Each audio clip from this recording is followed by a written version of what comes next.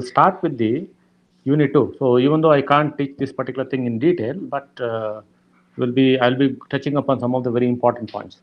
See, in this second unit, what we are looking at, the Euler equation. So that's in general, and we'll try to apply this Euler equation for a power absorbing machine as well as for a power producing machine on one side, and we look at the how to draw the velocity triangle, and we have one factor what is called as utilization factor on one side, and we have what is called as efficiency on other side. Once we have this, degree of reaction, utilization factor, efficiency, all those things, and we try to build a relationship between your utilization factor and degree of reaction. So all those things we'll try to look at it. Now, when I take a turbo machine, impeller, see what we see in the front. See, if I have a wheel, I should look at what is there actually. It's a front view. So I do have a front view. When I look at the front view, so if I'm see the observer is looking somewhere from here. So observer is looking from here. So here the observer is there. So what I'll be seeing? So if I try to draw a orthographic view of it, actually front view, I'll be seeing what is called as the inner circle, that is called as the hub, and the outer circle is called as the tip. Okay, so between this hub and tip, the veins will be running. Okay, so if this is one of the blade and this is the another blade, or we call it as vein, or we call it as a blade also. Now, where the fluid will be flowing? The fluid will be flowing in between this blade. If it is a compressor, from in to out, and if it's a turbine, from out to in. That's the only change.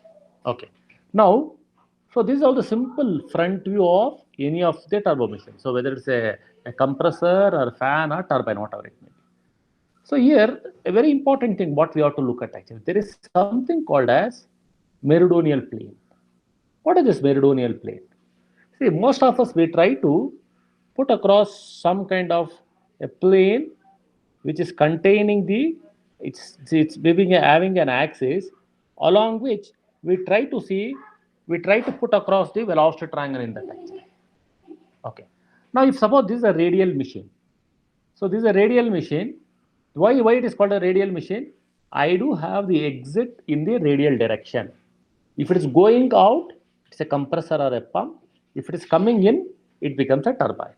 Now, this being a radial machine, what we try to do actually, so to the right hand side, I have the front view. So this is I have the front view.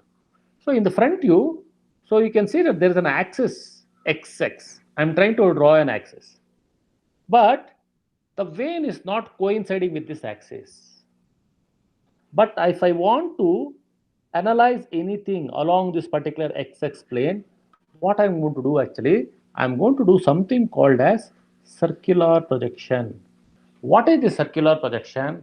We try to project the blade or vein onto this axis. We try to project the vein or blade onto this axis. So maybe that side in the top or here like this. I try to project the blade onto the axis, and on this axis I'm going to create a plane. So on this plane I will try to analyze my turbo machine, and this plane is called as your meridional plane. Why it is called meridional? Meridional means I'm going to have the circular projection of my vein on this axis for analysis. And the view what I'm going to get on this axis is called as meridional view of that particular turbo machine. So for a radial flow machine, this is fine. But what will happen if it's an axial flow machine? Say I do have some kind of maybe a propeller or a Kaplan turbine. So it may look something like this. I do have the impeller. We are running. So this is my axis. See, this is my axis. So this is my axis. Your hub will be something like this, and I do have the blades running like this. Fine. My blades will be on this direction. If that is the case, so maybe this may be a rotor 1, this may be a rotor 2, I may be having a stator. Okay, I'm just showing a stage. So now when you have such a condition, what we try to do actually, we try to do what is called as cylindrical development. What is cylindrical development? We try to, so if this is the thing, so we try to cut open at the top actually, if this is the cylinder, whatever it may be, okay, we try to cut open like this. So we try to cut open it. So what is the circumference? The circumference is equal to pi times the diameter of that particular where I am cutting. And I am going to pass this particular section at some diameter, which that is called as the mean diameter or the average diameter. So along the average diameter, if I pass the section and if I try to see the blades, how they are projected, if I try to see in that actually, then I'm going to call, say this is this one blade to other blade is called as the pitch. So one may be for a stator, other one for the rotor. So and this is the plane. So this becomes my meridional plane. So for a radial flow machine, it is I am trying to do a circular projection on the axis, on the vertical axis, which is in the radial direction. So that is your meridional axis and meridional plane. But for an axial flow machine, I am going to cut open, I am going to have some kind of a circumference, and along the circumference, I'll be having what is called as meridional plane. Meridional plane. Okay.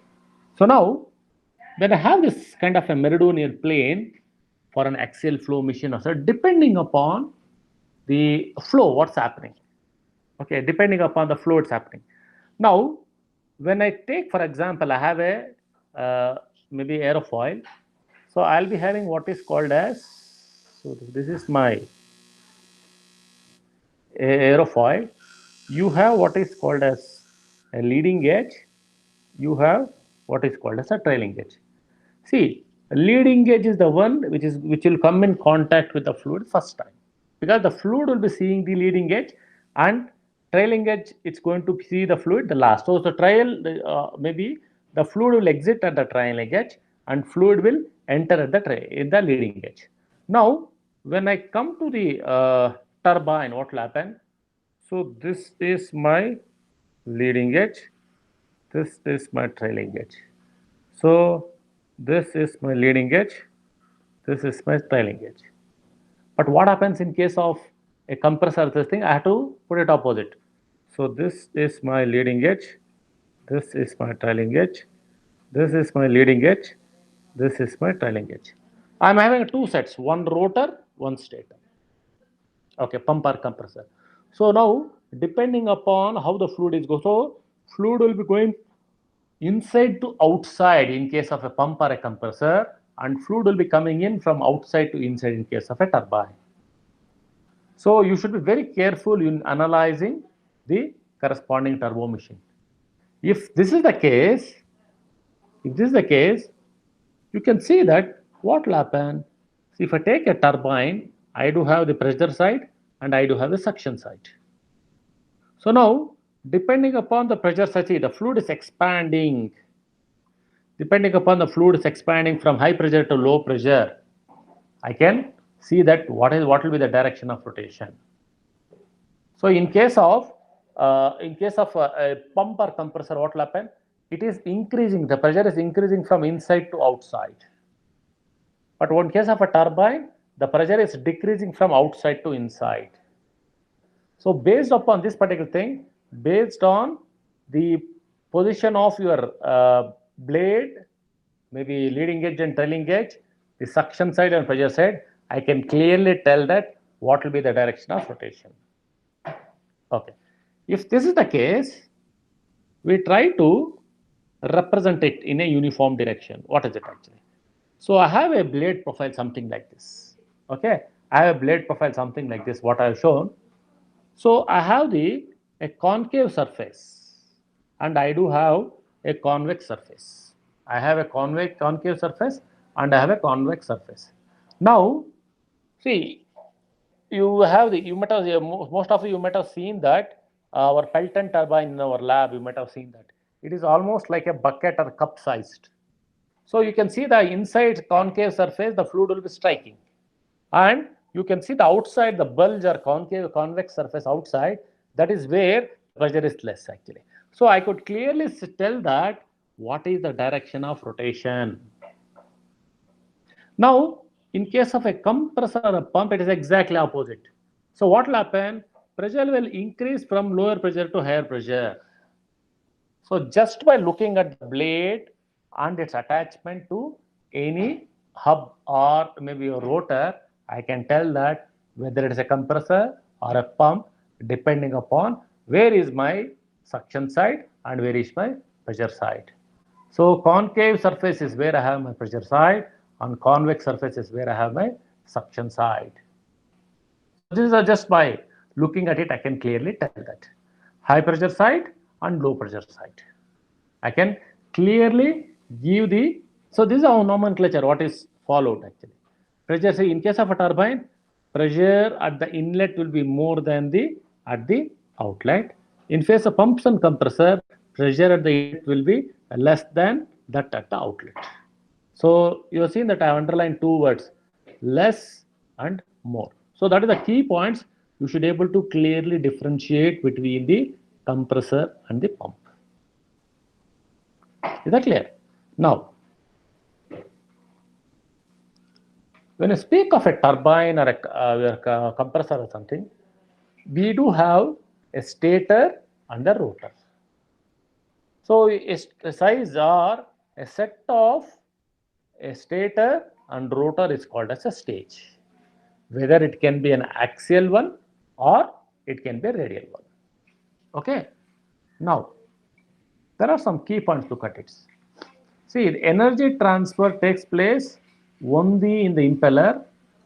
Impeller means the rotor. The rotor. Impeller is the rotor. And the guide vanes are always stationary. They only guide the fluid. Or your stationary blades are always there to only deflect or maybe give direction to the fluid. And your rotor is the one, rotor that is impeller with the blades are the one which comes into contact with the fluid and there the energy transfer takes place. Okay. Now, energy transfer, or if I take the each stage actually, each stage energy transfer is it's limited by the speed with which it's rotating. So now, why we go for multi-staging, 3 stages, 10 stages, 14 stages in case of a compressor and 3 or 4 stages in case of a turbine means I want to control the speed. It's just like compounding in steam turbines, very similar to that. When I go for multi-staging, the main factor is actually I will have the control over the speed because when I have the control over the speed, that clearly indicates that how much of energy has been converted. Okay, if I want more energy, I will be sending more volume of the fluid or more number of stages for expansion or more stages of compression. I want more energy, more pressure. I want maybe very high pressure. I'll go for more stages. So I want to expand. I want to extract more work from the turbine. I will have more stages. But when I go for a tell, speak of more, so there is a limitation. What is the limitation? The limitation is cost from is directly linked to the speed. It also linked to the how much of mass flow rate I'm able to tell, and at the exit, what is the pressure that I'm going to see. If I have simply have the more number of stages, if the at the exit, if the pressure falls below your atmospheric, so your design will go flaw. So I should ensure that this particular I should able to have the turbine with so many number of stages depending upon the mass flow rate and have some kind of a restriction with respect to the speed and all these things lead to what is called as arrangement of your maybe turbine or compressor, whether I want to connect it in series or parallel. So when I'll go for series, when I'll go for parallel. Say for example, if I want to go for a parallel connection, see what is it actually parallel connection? All the outlets are connected to a manifold. So there is a discharge from first pump, there is a discharge from second pump, there is a discharge from third pump. So if I connect it to a single manifold, I'll be getting more discharge. So when I go for parallel connection, whenever I want more discharge from the given pump. That's another pump. So when I will go for series connection, I want the same quantity of the fluid, but at very high pressures, or I want to get it at different expansion, whatever it may be. So in that case, I'll go for series connection. So these connections of series and parallel, I think we'll study when we go to corresponding compressors and all. But here, why we have to go for it? Why? What is the purpose of going for this staging, or what is the purpose of going for n number of stages? What is the significance of limiting the speed with which the turbo is rotating? All those things are very, very important. Okay. So before we derive the Euler equations, I need to know what are the planes with which we are studying. Okay. Now, suppose the turbo machine, say in your lab itself, you might have seen that there is a Pelton wheel or you have a Francis turbine. Now, you are standing on the ground in front of a turbo machine. Okay. So, you are stationary. So, you are standing on the floor and you are watching the centrifugal pump or a turbo machine rotating. So, with respect to you, you are a stationary reference plane. Okay. Suppose you keep a small object on the turbo machine and allow it to rotate, and you take that itself as a reference. So that becomes your rotating reference. So if that means that object is rotating with the rotor, but when you are stationary, the object is rotating with respect to station. So that becomes, when you are stationary, that is a stationary reference frame, and when it is rotating, it is rotation reference frame, or rotary reference, or rotating reference, whatever it may be, or rotating observer, whatever we call it. So with that in context, so we can clearly understand the components of velocity. Say V is the velocity with which the fluid, it can be a gas, it can be a water, or it can be steam. Okay. If I call V is we call that as absolute, we call that as absolute velocity of the fluid either entering or exiting. So it's entering the given turbo machine. Now it is with respect to given reference plane, stationary reference plane, it is coming. Now when I come to the rotor, it is rotating. So when I come to this particular thing, it is rotating. So what will happen? It becomes a relative. So it becomes relative with respect to your. So this becomes your relative with respect to. So this is your relative. So momentum, or it is monitored by a rotating observer. That is your W, or we call it as VR. Okay, VR is it is from the rotating observer. Now when I try to, so you know that we have what is called as velocity triangle. Suppose this is my V, and if I'm able to see this VR, I can close it. See, if I know that this is my rotation of your U. So this is see, what is velocity triangle? It's a simple vector addition. Don't get confused. What is this vector? What is this velocity triangle? This velocity triangle is a vector addition. If I know two velocity vectors, the third vector I can calculate. So based on what actually? Here VR, or V is equal to VR plus U. So this is also a vector, this is also a vector. Or I can write VR is equal to V minus U. So this is a simple principle on which your velocity triangles are built. Are you getting? So your velocity or velocity triangle is built on these three things.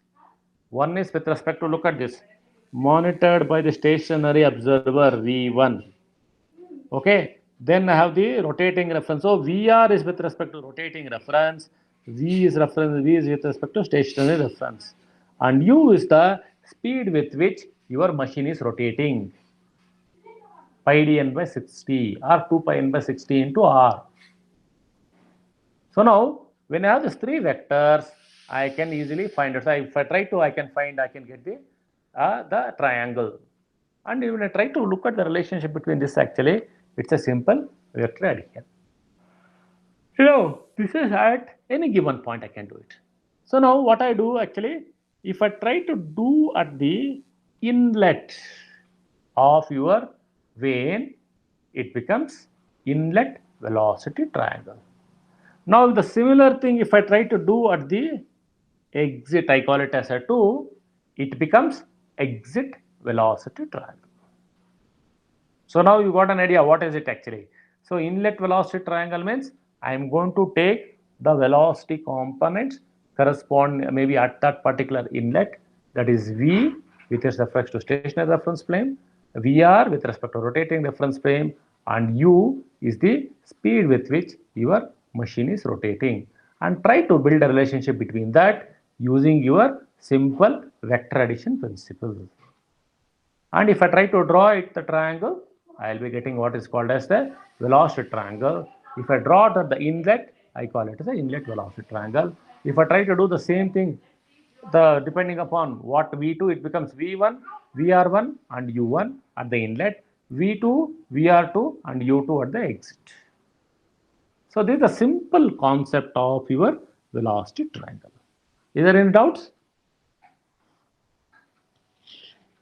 You got an idea what is this velocity triangle?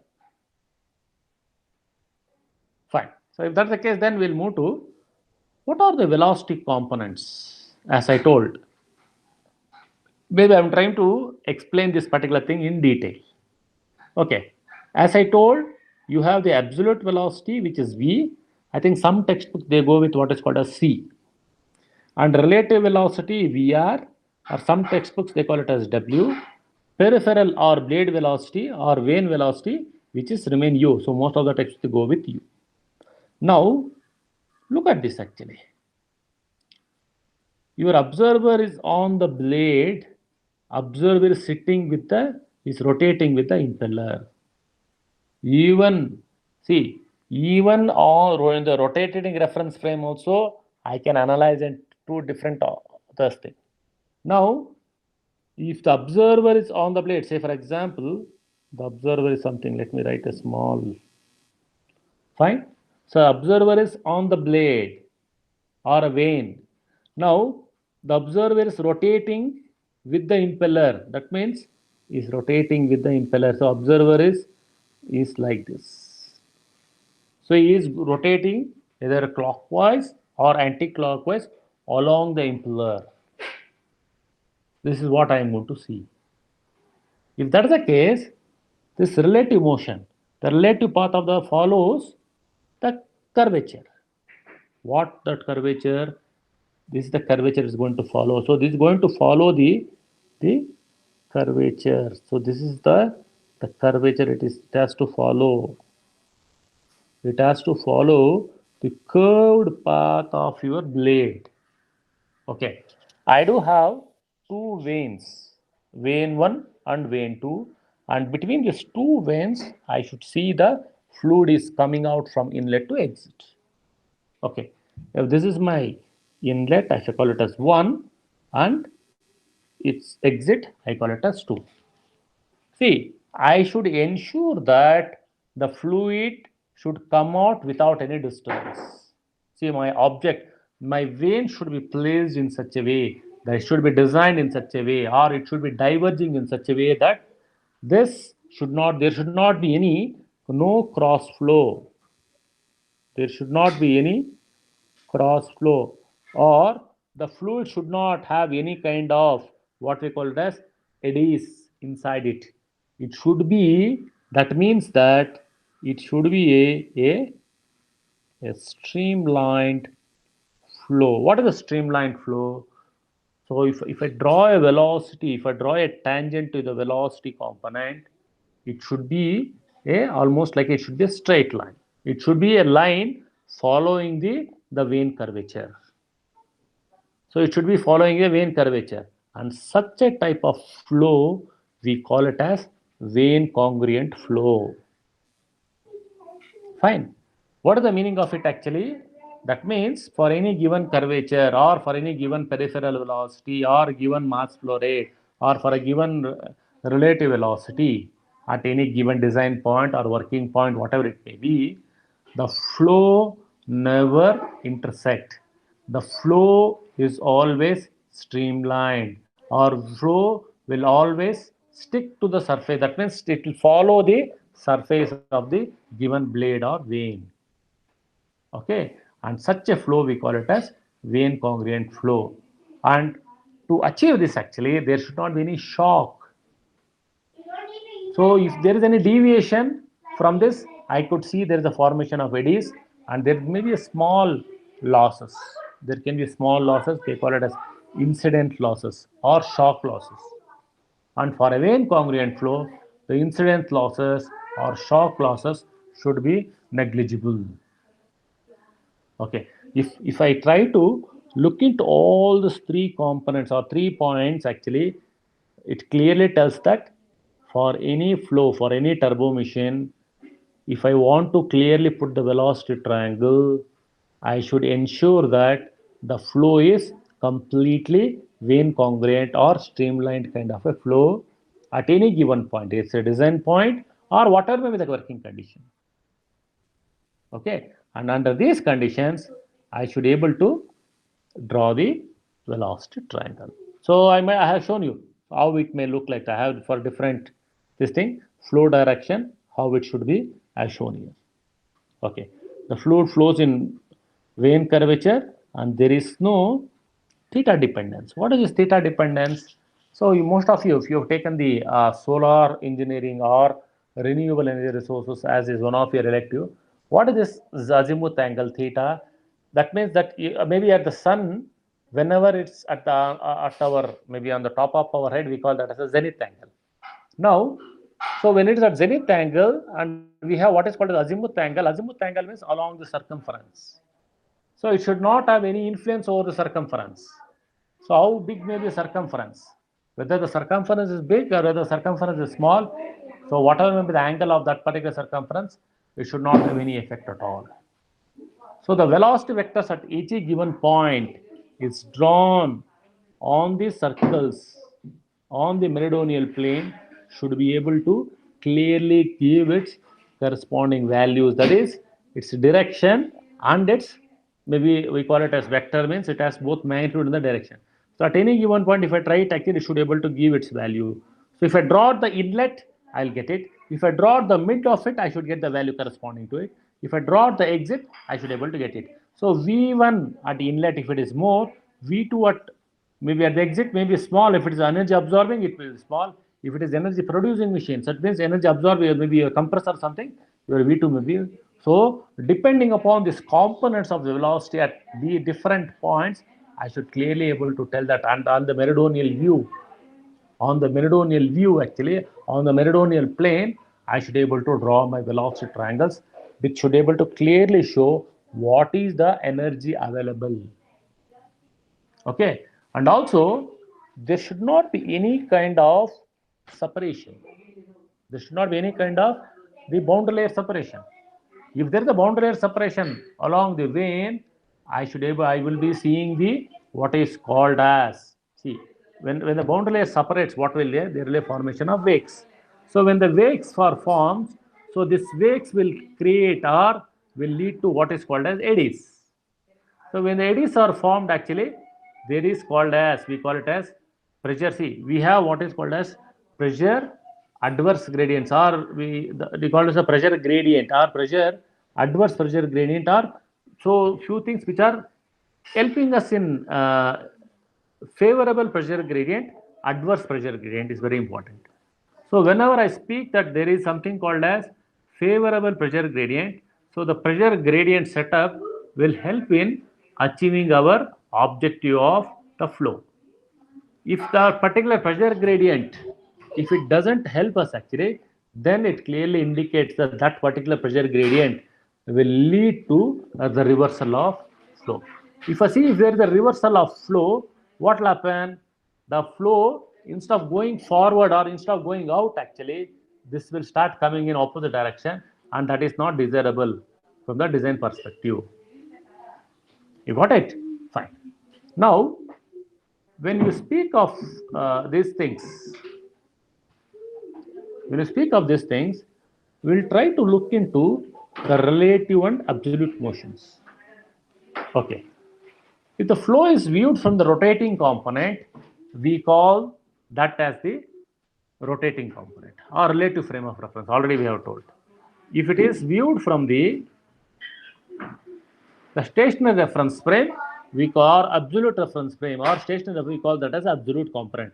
So capital V clearly shows for the absolute component and VR shows for the your relative component. Okay. Let us see some 3 examples. Okay. 3 cases. Say most of us we try to go for a skating. So assume that there are 3 conditions. One is maybe on a particular day, I may be wanting to take out my skating. So if I go for a skating and on that particular day, if there is no wind pressure, okay, if there is no wind pressure, what will happen? I could see that, see, the skating will be, see, the V component of the your fluid or something, it's 0. So whatever the speed with which you are moving, your reaction is also same. Okay, your reaction is also same. And what will happen if there is a V? If there is a V component, that is, what is it actually? The V component is nothing but the wind is pushing you. If the wind pushes you, what will happen? When the wind is pushing you, always the relative velocity is difference of it. But the wind is pulling you, then your relative velocity will be different. See, whatever it may be, see, V minus U or V plus U, depending upon, see, if you look at this particular thing, your V and U, so this component actually will just add up, and this component will be just a difference of it. Okay, V and U is in opposite, so this is in opposite direction, opposite direction, opposite direction, okay. Opposite direction. So here it just simply add up. This will just simply V minus of minus U. But here it is in the same direction. Your V and U are in same direction. So what will happen? They simply just you are simply adding this particular thing and you are getting the difference of it. So that's how you have to analyze it. So whatever I told, no, so this analysis, I can do it based on simple assumption, that is your V is equal to your relative velocity plus your U or whatever it may be, or your relative velocity is the difference between your absolute velocity and your vane velocity. This is the expression what we use whenever we try to analyze your velocity triangles. So this is a simple concept of your velocity triangles. You got it? So this concept of velocity triangles, once you are able to understand, so I can put it for anything, whether I can put it for a turbine or I can put it for the compressor. Now look at the, I do have the blades. I put it for a compressor and a turbine. So now you look at for the compressor, what's happening? You look at for the compressor and look at for a turbine. I am trying to show the relative velocity component. Okay. Now, when I look at for the compressor, the relative component of the velocity. Maybe I'm trying to show you. You people just analyze. I'll give some 30 seconds time for you. You just analyze what's happening. I want someone to unmute and speak. What's happening for a compressor? What's happening for a turbine?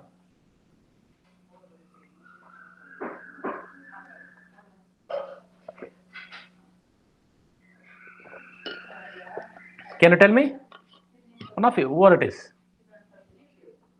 Pavan or Mallikarjun, what's happening?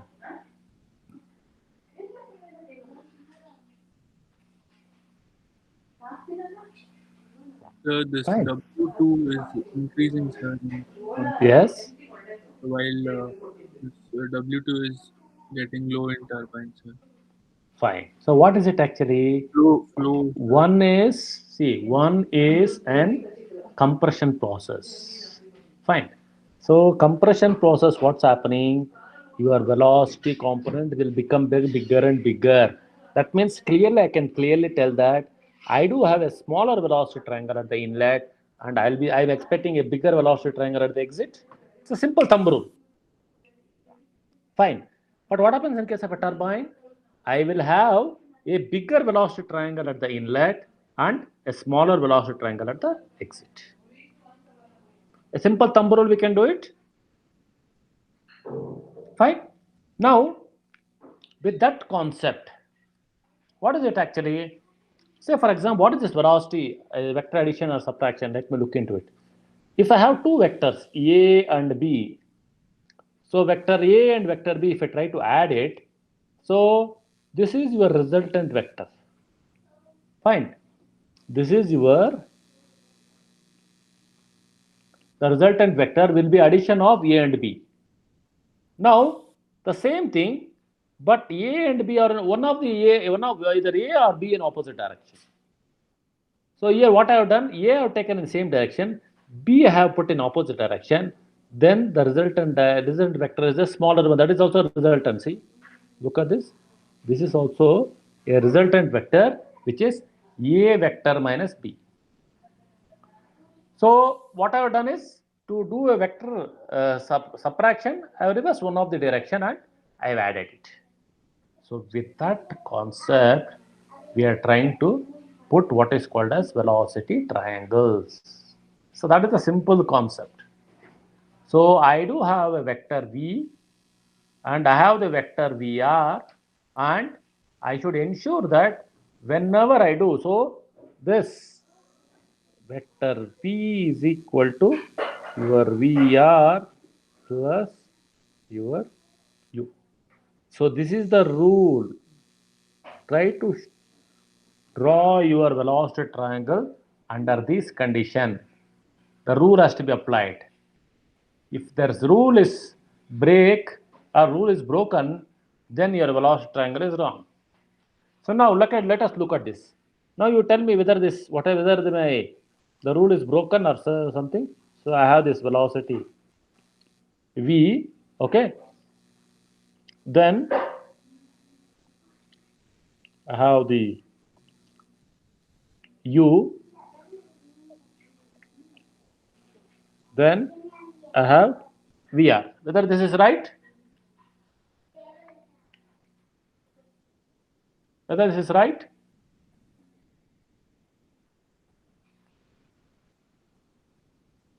Simple vector addition you do.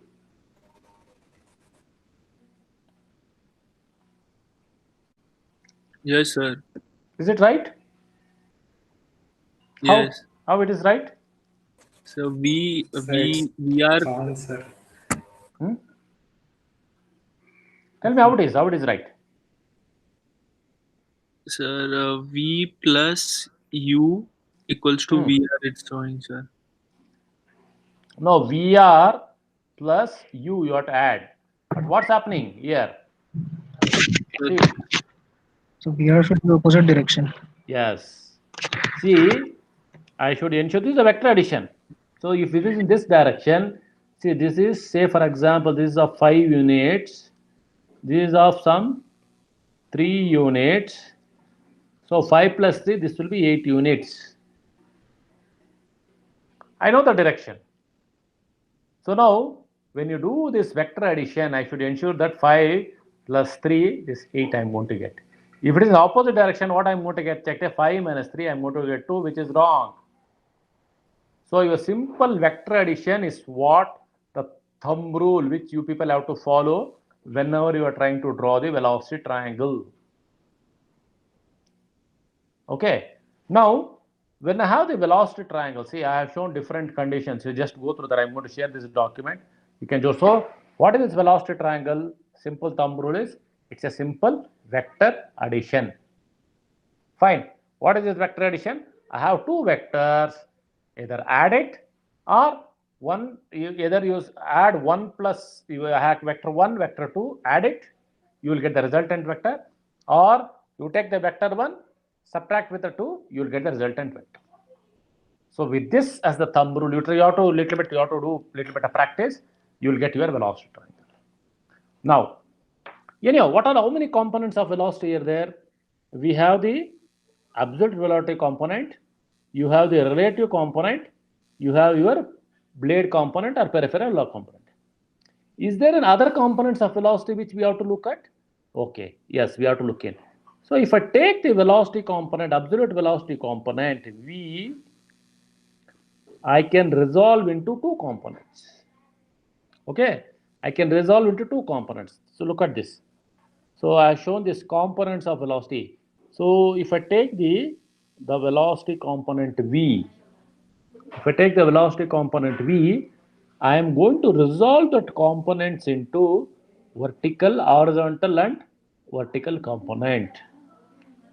Because that particular component of velocity, it makes an angle of some angle that is called as with respect to alpha, with respect to the direction of rotation. It makes an angle of alpha, so 4 degrees or 10 degrees or 6 degrees, whatever it may be. So now, you know that how to take the horizontal component? It is V1 cos alpha. What is the vertical component? It is V1 sin alpha. Okay, V1 cos alpha and V1 sin alpha. So, how many components of velocity now you have? So, we had three components earlier, that is absolute velocity, 1 V, relative component VR, you have peripheral or blade velocity U. Now, that absolute velocity component I have resolved into two components. One is the tangential component, that is horizontal component. Other one is the vertical component, which is called as a flow component. So one is V cos alpha and other one is your VU sin alpha. So peripheral component or the component, peripheral component of the velocity is the whirl component. The flow or the component of velocity which is in the axis, in the axial direction or on the axis of its rotation or axis of its flow or axis of its whatever it may be in the meridional direction. If I take it on the meridional direction, so in case of radial flow machine, you have the meridional is exactly in the radial direction. So what is happening in the flow direction or the component of velocity in the meridional part or meridional component of this thing is the absolute velocity is called as a flow component and is represented by Vf. And the absolute velocity component or the component of velocity which is in the peripheral direction or along the whirl direction or along the tangential direction, we call that as whirl component. So now totally we have 5 components of velocities. Now we have the relative component. Now when I speak of relative component, look at this. So let me come over here. Yeah, let me come over here. So these are my relative components of velocities. Look at this. VR. But this makes with an angle of beta. See, we have something called as at any given point, you draw a tangent to the circle. So you draw a tangent to it and I will get beta 1. Here also you draw a tangent to it, I will get a circle that is beta 2. So on the circle, if I draw a tangent and try to measure the angle made by the vane with respect to the tangent, I will get what is called as the blade angle. And those are called as blade angles at the inlet and blade angles at the exit. So what is it actually? It is measured between the positive direction of the VR and the negative direction of the U on the velocity triangle. I'm trying to show with respect to velocity triangle.